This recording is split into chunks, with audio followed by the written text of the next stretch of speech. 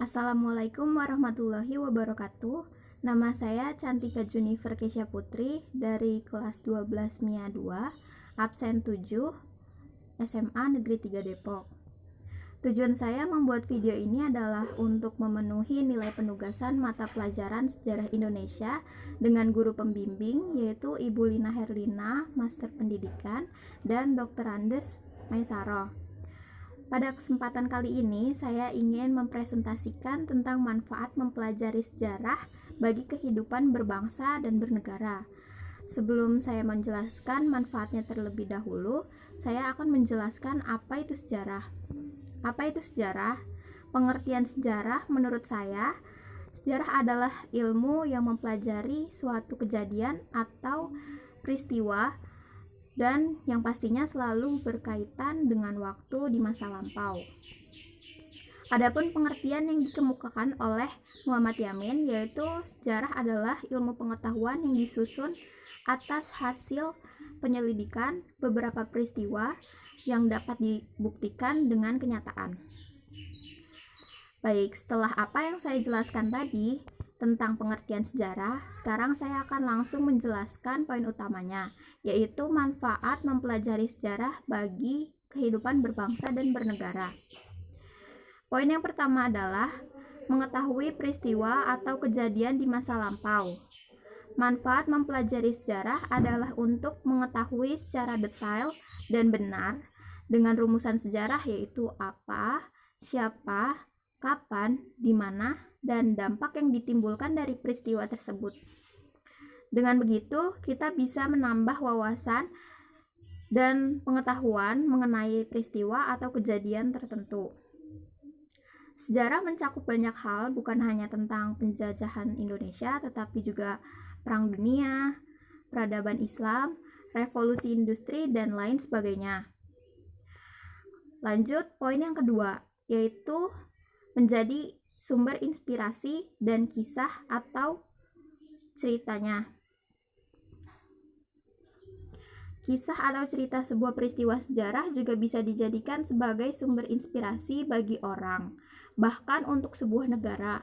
Misalnya Indonesia yang pernah dijajah selama ratusan tahun, pastinya kita menemukan inspirasi dari peristiwa bersejarah tersebut, sehingga kita bisa bertindak lebih baik ke depannya. Yang dimaksud inspirasi bisa dalam bentuk pemikiran atau tindakan, kejadian atau peristiwa, seni, budaya, dan karya lainnya. Cerita sejarah para pahlawan membela tanah air juga bisa menjadi inspirasi yang luar biasa untuk membentuk kepribadian kita menjadi lebih baik lagi.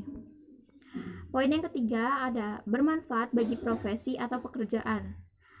Mempelajari sejarah juga merupakan sebuah profesi bagi beberapa sejarawan, seperti guru, arkeolog, filsuf, penulis buku sejarah, dan juga guru. Beberapa orang punya pekerjaan yang berhubungan dengan sejarah wajib mempelajari peristiwa sejarah di masa lampau. Misalnya seperti penulis buku yang harus menganalisa terlebih dahulu tentang kebenaran dan keabsahan peristiwa sejarah. Poin yang keempat adalah sebagai sarana edukasi dan pembelajaran. Sejarah merupakan salah satu media atau materi pembelajaran yang ada di sekolah dan menjadi sarana edukatif untuk pelajar. Belajar sejarah membuat kita tahu dan mengerti tentang sejarah masa lalu dan siapa saja tokoh yang terlibat di dalamnya. Selain itu juga berfungsi secara instruktif. Secara teori memberikan pemahaman tentang generalisasi dan konsep dari peristiwa masa lalu. Poin yang kelima memberikan kemampuan analisa yang baik. Informasi tentang peristiwa di masa lalu bisa didapatkan melalui peninggalan atau cerita dari narasumber. Namun mempelajari dan mencari tahu tentang sebuah peristiwa sejarah tidak semudah yang dibayangkan. Peristiwa sejarah perlu dianalisa dengan metodologi ilmiah tentang keabsahan ceritanya, sehingga bisa memberikan kemampuan analisa yang lebih baik. Poin yang keenam adalah sebagai sarana hiburan atau rekreasi. Mempelajari sejarah juga bisa berfungsi sebagai sarana rekreasi atau hiburan karena dapat memberikan kesenangan dalam diri. Hal ini dikarenakan peristiwa sejarah akan menjadikan kita sebagai time traveler. Misalnya, dalam artian kita berimajinasi melintasi batas ruang dan waktu serta membayangkan tempat atau lokasi di masa lalu. Selain itu, banyak juga ragam hiburan seperti seni rupa atau tulisan yang bisa dijadikan hiburan dan juga dipelajari. Peninggalan-peninggalan seperti prasasti bukan hanya dianalisa untuk mencari tahu keabsahan ceritanya, tetapi juga mempelajari seni bahasanya. Di masa lalu juga terdapat seni kidung atau puisi dari sastrawan sejarah yang bisa jadi sarana hiburan dan rekreasi. Juga bisa dipelajari oleh kita sendiri. Dan poin terakhir adalah sebagai pedoman berbangsa dan bernegara. Poin ini adalah poin yang paling utama. Sejarah bisa dijadikan sebagai sumber ilmu dan pengetahuan tentang bagaimana menjalankan politik dalam kehidupan bernegara.